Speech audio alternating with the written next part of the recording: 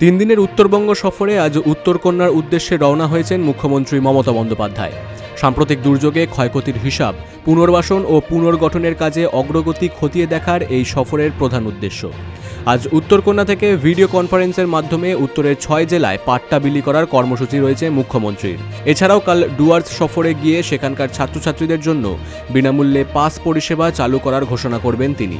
রাজনৈতিক মহলের মতে নির্বাচনের আগে ডুয়ার্সের মতো বিজেপির শক্ত ঘাঁটিতে এই পরিষেবা চালু করা অত্যন্ত তাৎপর্যপূর্ণ। মুখ্যমন্ত্রীর সফরের ঠিক আগেই শাসক দল তৃণমূলের অভ্যন্তরের গোষ্ঠীকন্দল প্রকাশ্যে এসেছে। দলীয় পদ রদবদল নিয়ে অসন্তোষের জেরে জলপাইগুড়ির ধূপগুড়িতে তৃণমূলের বিক্ষুব্ধ কর্মীরা প্রকাশ্যে বিক্ষোভ দেখিয়েছেন।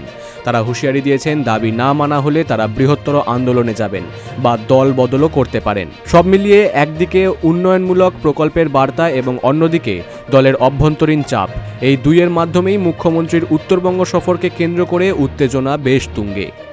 Bureau report, big news Bangla.